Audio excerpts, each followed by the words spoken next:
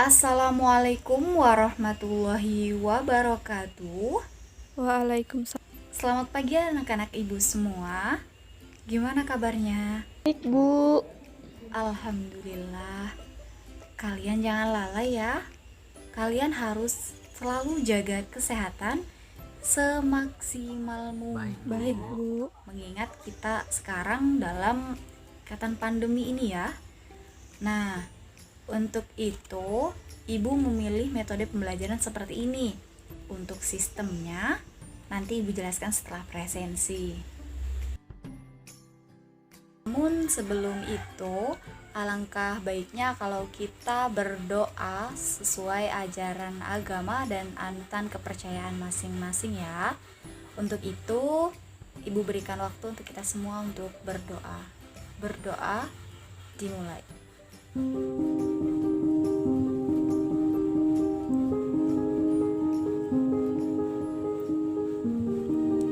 selesai. Teman semua udah pada masuk meet. Langsung saja Ibu panggil Ahmad Fauzi, Hadir, Bu. Ahmad Nur Khalis. Hadir, Bu. Wah, ini keluarga Ahmad ini. Andika, Hadir, Bu. Ariska, Saya, Bu.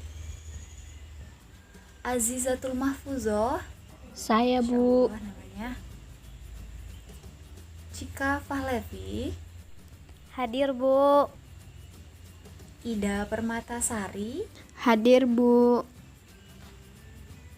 Kartika, Saya, Bu. Karmila. Wah, Saya, ini kembar Bu. nih. Paramita Ardani, Saya, Bu. Reza Agustian. Hadir, Bu. Yuk salin yuk.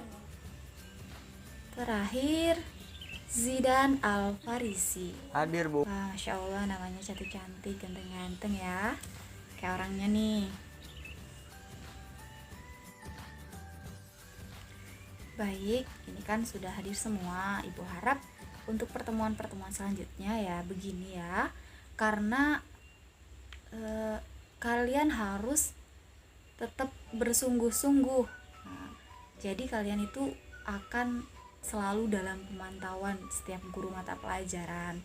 Jadi ya anggap saja ini memang benar-benar belajar. Ya memang benar-benar belajar sih, tapi memang kalian anggap ini kayak pertemuan yang seperti belajar biasanya gitu. Jadi kalian harus tetap disiplin, masuk tepat waktu. Kalau guru suruh masuk jam segini di dalam aplikasi ini ya ikutin gitu. Karena itu ada guru tertentu itu memasukkan karakter seperti itu di dalam penilaiannya, entah itu penilaian sikap, penilaian tentang kedisiplinan dan lain-lain.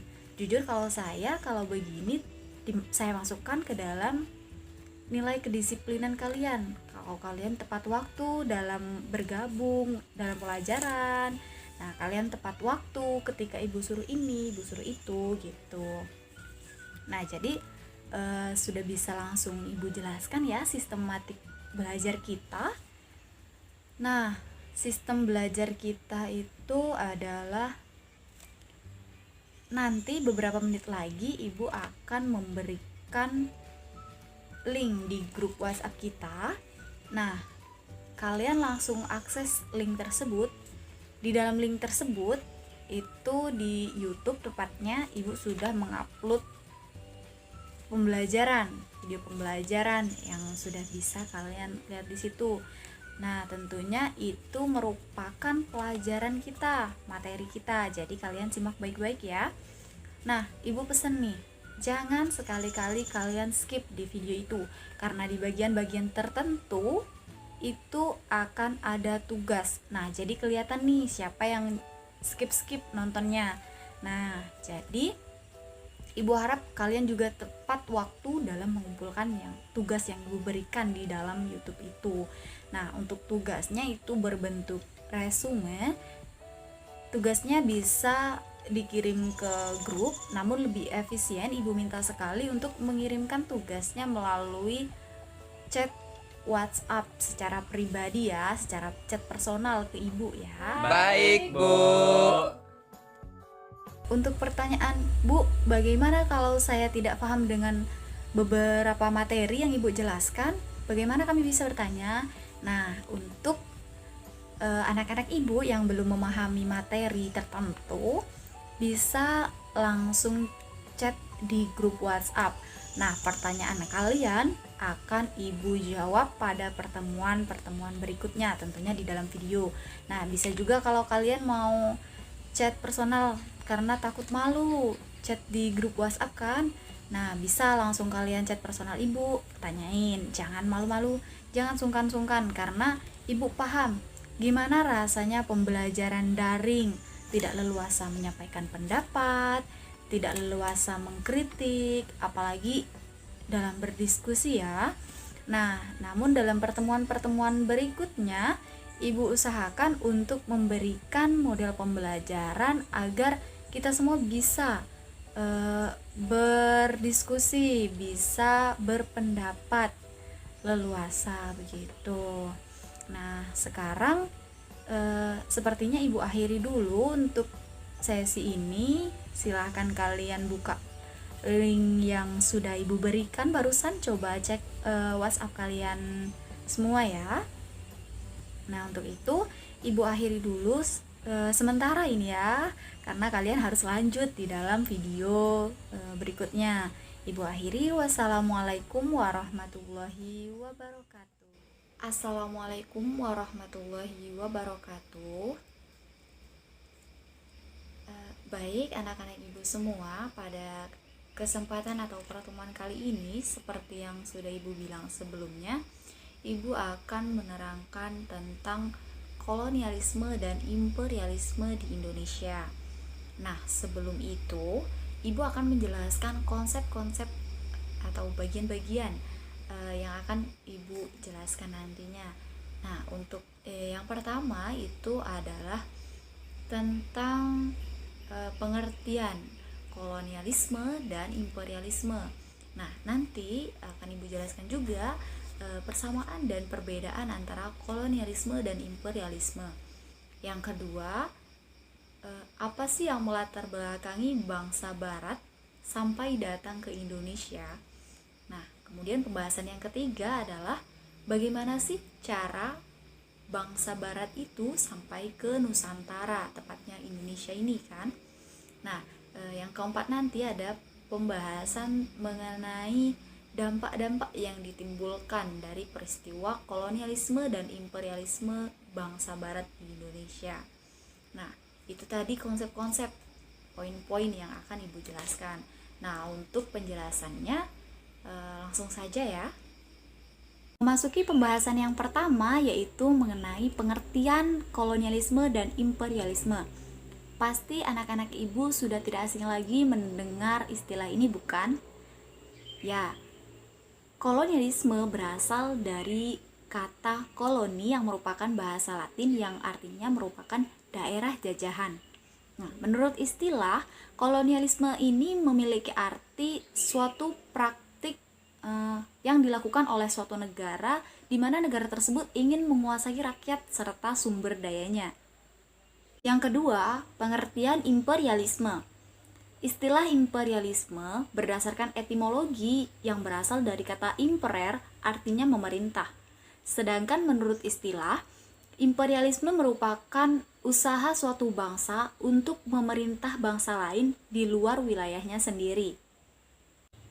Ini berarti kolonialisme merupakan kebijakan suatu negara yang ingin memperluas ataupun mempertahankan otoritasnya, baik itu penduduk ataupun wilayah lain, yang tujuan utamanya adalah mendominasi perekonomian. Penjajah selalu memanfaatkan negara yang dijajah. Nah, dalam proses penjajahannya, kolonialisme ini sangat memaksa, sifatnya memaksa, baik itu agama, baik itu ekonomi, dan bahkan praktik-praktik pengobatan pada daerah tersebut. Nah, lantas bagaimana sih wilayah yang diincar oleh koloni? Nah, wilayah-wilayah yang ingin koloni ini dapatkan adalah wilayah yang memiliki sumber daya ataupun bahan mentah yang dibutuhkan oleh negara yang melakukan kolonialisme. Imperialisme dijalankan dengan sangat penuh paksaan demi mencapai tujuan negara yang ingin melakukannya. Nah, berdasarkan proses perkembangan waktunya, imperialisme ini terbagi menjadi dua, yaitu imperialisme kuno dan imperialisme modern.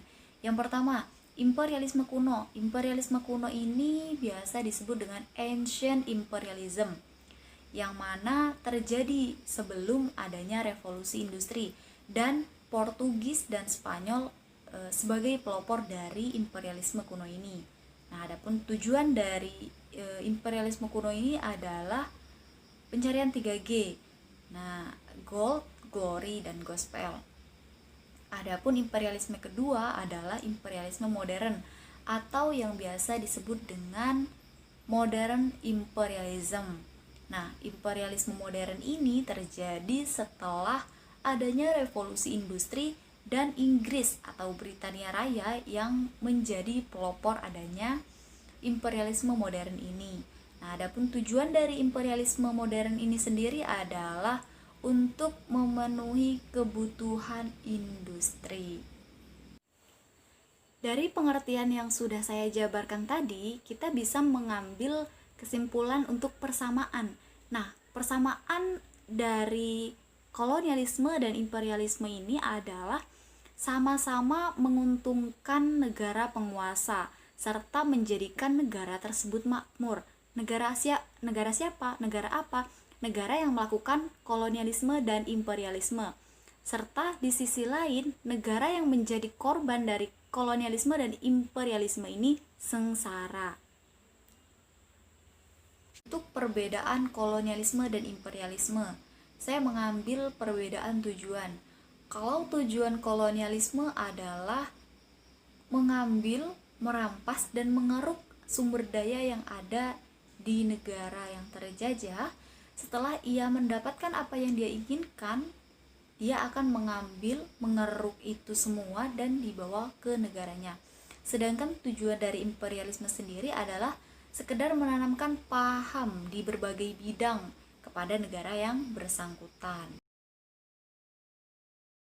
Beralih ke pembahasan selanjutnya, yaitu mengenai latar belakang bangsa barat datang ke Indonesia. Apa sih yang melatar belakangi bangsa barat datang ke Indonesia? Nah, latar belakang bangsa barat di Indonesia itu bisa dilihat dari 4 faktor. Yang pertama faktor politik, faktor ekonomi, faktor kebudayaan, dan faktor idealis. Nah, langsung saja ke faktor yang utama, yaitu faktor politik. Jadi pada saat itu kota Konstantinopel jatuh ke tangan Turki pada tahun 1453. Nah, pada saat itu Turki menutup jalur perdagangan antara Eropa dengan daerah sana. Jadi dari situlah negara Eropa mulai berpikir bagaimana dia bisa mencari rempah-rempah kembali, mengingat harga rempah-rempah di Eropa itu sangat mahal. Nah, dari sanalah dia mulai berpikir untuk mencari daerah-daerah penghasil rempah, dan kemudian muncul istilah penjelajahan samudra. Memasuki faktor kedua, yaitu faktor ekonomi. Seperti yang sudah kita ketahui bahwa mereka melakukan penjelajahan samudra untuk mendapatkan rempah-rempah karena di Eropa harga rempah itu sangat mahal. Nah, selain itu, mengingat juga fungsi dari rempah-rempah itu sangatlah beragam. Nah, diantaranya bisa sebagai bumbu masak, sebagai obat-obatan, sebagai ramuan herbal, dan lain sebagainya. Nah, apa saja yang dicari oleh bangsa Eropa di Indonesia? Yaitu Jahe, ada pala, kayu manis, adas, kapulaga, dan kunyit. faktor ketiga yang melatar belakangi bangsa barat datang ke Indonesia adalah faktor budaya. Nah, dalam faktor budaya ini terjadi setelah adanya Renaissance. Nah, artinya telah adanya perubahan besar-besaran yang mana pada saat itu manusia sudah diberikan kebebasan berpikir dan diberikan kebebasan berkreativitas. Maka disinilah perkembangan ilmu pengetahuan muncul dan industri juga mulai berkembang pesat. Nah, perkembangan industri inilah yang menyebabkan mereka butuh bahan-bahan mentah dan pada akhirnya mereka datang ke Indonesia. Adapun contoh dari penemuan ilmu pengetahuan yang terjadi pada saat itu adalah yang pertama teori Kopernikus, teori yang menyatakan bahwa bumi itu bulat. Nah, di sisi lain dari penjelajahan samudra ini ada beberapa ilmuwan yang ingin meneliti apakah benar bahwa bumi itu bulat. Nah, yang kedua adalah penemuan kompas. Penemuan kompas ini didasarkan pada pelayaran laut yang mana kan otomatis butuh penunjuk arah. Nah, dan berbagai macam temuan berbagai pengetahuan yang pada saat itu muncul. Yang keempat atau yang terakhir adalah faktor idealis. Nah, dalam faktor idealis ini adalah semangat 3G. Semangat 3G yaitu 3G itu kan kita sudah tahu bahwa 3G itu adalah gold, glory, dan gospel. Gold berarti kekayaan, glory berarti kejayaan, dan gospel merupakan penyebaran agama. Nah, jadi selain mencari kekayaan, kekuasaan, kesinggasanaan, bangsa barat ini juga menyebarkan agama, punya visi menyebarkan agama, yaitu tepatnya agama Nasrani. Pembahasan selanjutnya adalah mengenai proses pelayaran bangsa barat ke Indonesia. Nah, berikut ini adalah cuplikan video animasi tentang pelayaran bangsa barat ke Indonesia. Tahun 1512, Portugis datang ke Asia. Portugis merupakan bangsa pertama yang datang ke Asia. Pada awalnya, bangsa Portugis berniat untuk pergi ke India, namun usahanya tidak berhasil. Akhirnya, Portugis menguasai Malaka dan Myanmar. Pada tahun 1512, di bawah pimpinan Antonio dan Francisco Siraud, Portugis berhasil menginjakkan kakinya di Indonesia, tepatnya di Maluku. Portugis dan Spanyol adalah dua bangsa yang paling maju. Mereka memiliki armada yang kuat, teknologi navigasi, dan perlengkapan kapal yang paling canggih di masanya. Ketika keduanya berniat melakukan ekspedisi penjelajahan samudra, dibuatlah perjanjian Tordesillas pada 4 Juni 1474 atas usul pendeta Alexander VI. Tujuannya agar tidak terjadi bentrokan di antara dua bangsa besar ini. Isi perjanjian Tordesillas adalah pembagian arah pelayaran, di mana Portugis memiliki hak untuk berdagang dan berlayar ke arah timur, dan Spanyol memiliki hak untuk berdagang dan berlayar ke arah barat. Portugis mulai melakukan ekspedisi pada tahun 1487 ke arah timur. Kemudian mereka sampai di Maluku, tepatnya di Ternate pada tahun 1512. Kedatangan mereka disambut baik oleh kerajaan Ternate, karena Ternate membutuhkan bantuan Portugis untuk melawan kerajaan Tidore. Ternate pun mengizinkan Portugis untuk membangun sebuah benteng bernama Benteng Sao Paulo. Sedangkan Spanyol memulai ekspedisinya pada tahun 1492 ke arah barat. Kemudian mereka sampai di Filipina pada tahun 1521. Kedatangan mereka disambut baik, namun Fernando de Magellan yang saat itu memimpin ekspedisi terbunuh karena terjadi peperangan di Filipina. Mereka pun memutuskan untuk melanjutkan perjalanan dan sampailah mereka di Maluku, tepatnya di Tidore. Kedatangan bangsa Spanyol disambut baik oleh masyarakat Tidore. Mereka yang tengah berselisih dengan Ternate menjadikan Spanyol sebagai sekutu untuk mengalahkan Ternate. Kedatangan Spanyol menjadi ancaman bagi Portugis, sebab saat itu Portugis sudah berhasil memonopoli perdagangan di Maluku. Portugis dan Spanyol pun bersaing dengan memanfaatkan permusuhan kerajaan lokal. Selain itu, Portugis dan Spanyol saling tuduh mengenai perebutan rute perjalanan yang sebelumnya sudah disepakati melalui perjanjian Tordesillas. Perseteruan terus berlanjut hingga pada tahun 1529 perseteruan tersebut diselesaikan dengan diadakannya Perjanjian Saragossa.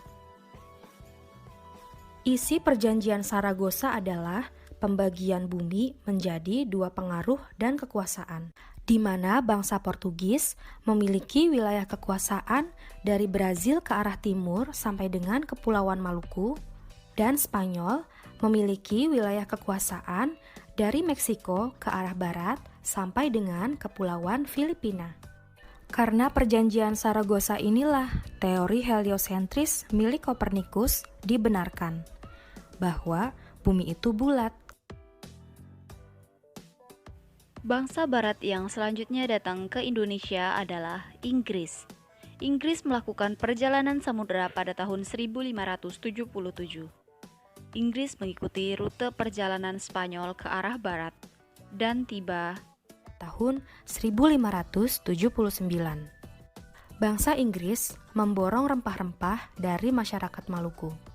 Kemudian, Inggris kembali melakukan ekspedisi yang kedua.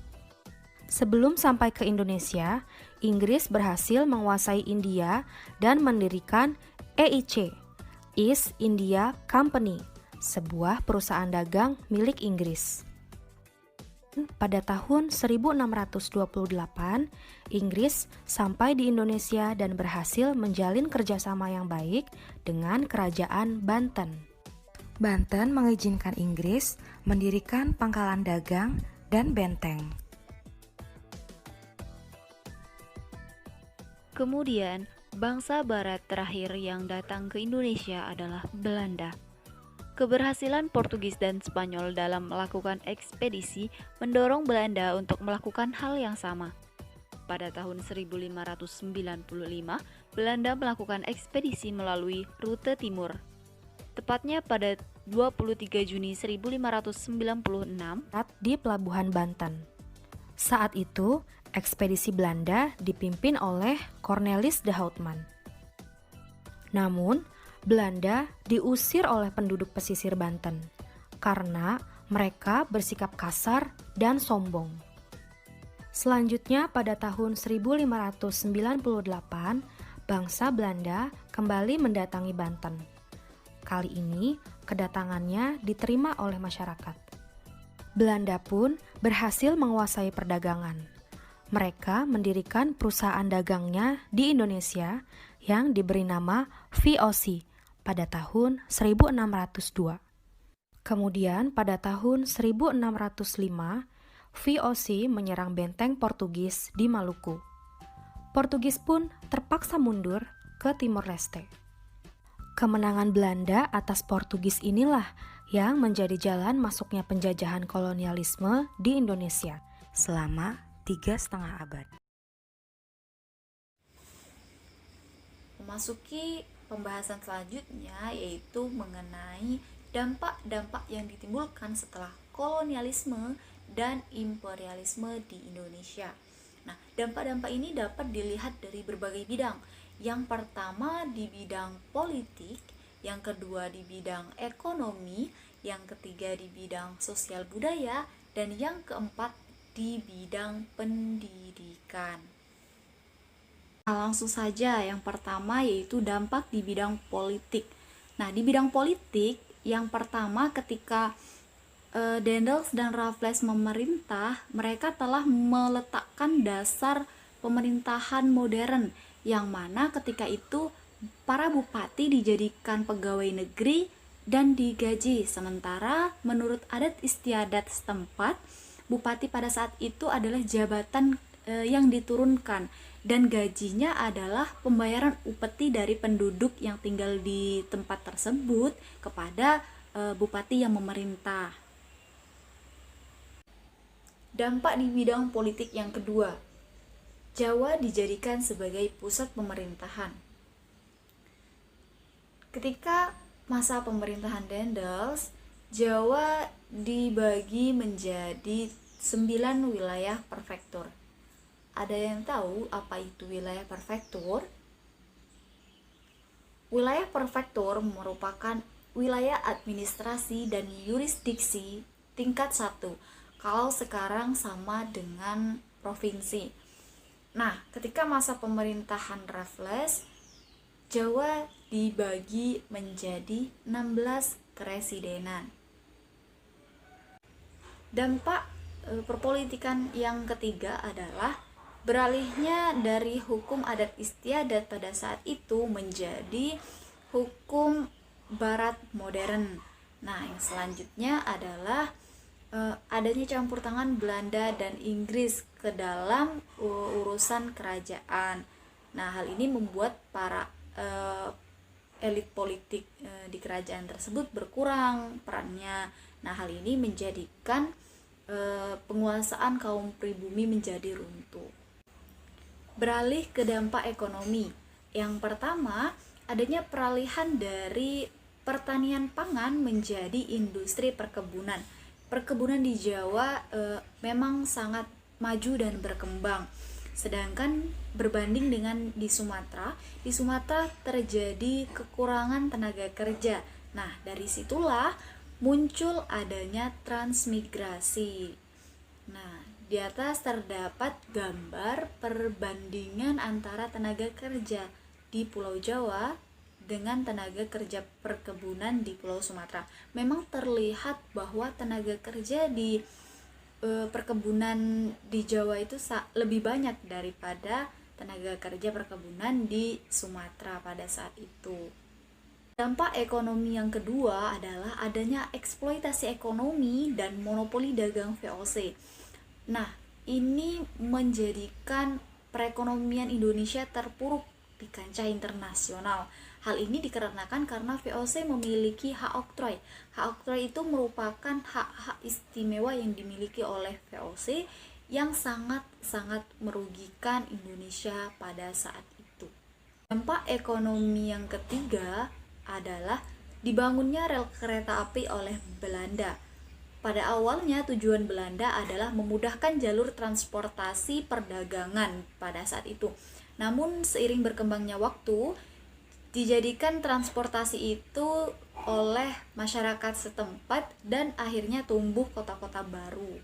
Dampak di bidang ekonomi yang keempat adalah adanya tanam paksa dan ekonomi liberal.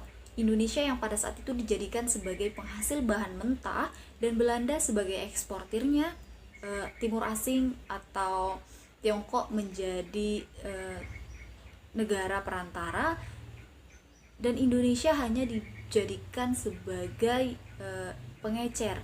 Nah, dari situlah perekonomian Indonesia menjadi sengsara. Dampak yang kelima adalah pedagang yang memiliki modal kecil dari kaum pribumi akan kalah dengan pedagang besar. Hal ini karena adanya politik pintu terbuka. Ada yang masih ingat mengenai politik pintu terbuka? Kalian mungkin masih ingat bahwa kebijakan politik pintu terbuka ini merupakan kebijakan baru setelah tanam paksa yang dilakukan oleh kolonial liberal di Indonesia. Beralih ke dampak sosial dan budaya. Yang pertama di bidang sosial. Nah, di bidang sosial pada saat kaum kolonial Belanda memerintah, mereka melakukan diskriminasi terhadap penduduk setempat. Nah, sampai-sampai mereka membagi kelas sosial, membagi status sosial mereka. Nah, bisa dilihat kelas sosial pada saat itu dibagi menjadi 3. Nah, yang kelas atas itu merupakan bangsa Belanda atau bangsa kulit putih. Nah, kelas tengah atau kelas kedua itu merupakan bangsa Timur Asing. Dan yang ketiga atau kelas bawah merupakan kaum Bumi Putra, yaitu bangsa Indonesia sendiri. Dampak selanjutnya adalah terjadinya pemerasan dan kekejaman yang tujuannya adalah untuk memperkaya diri negara Belanda. Seperti yang kita tahu bahwa ada tanam paksa, kerja rodi, dan sistem sawah tanah yang tujuannya hanya semata-mata untuk memperkaya diri Belanda.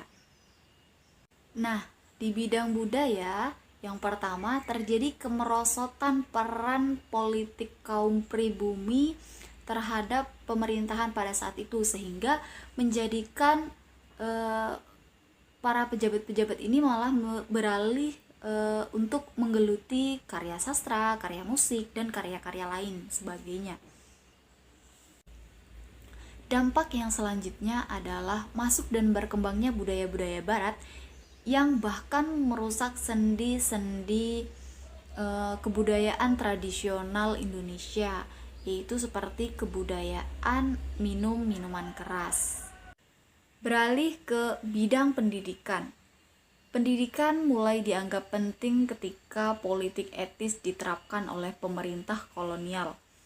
Nah, perhatian terhadap pendidikan ini awalnya bermula ketika pemerintah kolonial Belanda membutuhkan tenaga kerja untuk sektor usahanya mereka. Nah, kemudian dibangunlah sekolah-sekolah bertaraf pendidikan barat di Indonesia oleh kolonial Belanda. Nah, dari sinilah golongan elit baru dari Indonesia itu tumbuh. Nah, dengan golongan elit inilah yang memberikan perubahan dalam perjuangan Indonesia dalam meraih kemerdekaan. Nah, kesimpulan pelajaran kita pada hari ini adalah kolonialisme dan imperialisme terjadi setelah bangsa Eropa masuk ke Indonesia dengan tujuan utama mencari rempah-rempah dan memperluas kekuasaan. Materi kita pada pertemuan kali ini Ibu cukup sampai di sini. Apabila dari anak-anak Ibu ada yang belum memahami apa yang Ibu jelaskan tadi, bisa ditanya lewat forum grup WhatsApp ya. Nanti Ibu akan menjawab pertanyaan-pertanyaan itu di pertemuan selanjutnya. Nah, jangan lupa kerjakan resume tentang kolonialisme dan imperialisme bangsa barat di Indonesia. Untuk itu, jaga kesehatan semuanya. Jangan lupa materi minggu depan dibaca ya. Ibu akhiri, wassalamualaikum warahmatullahi wabarakatuh.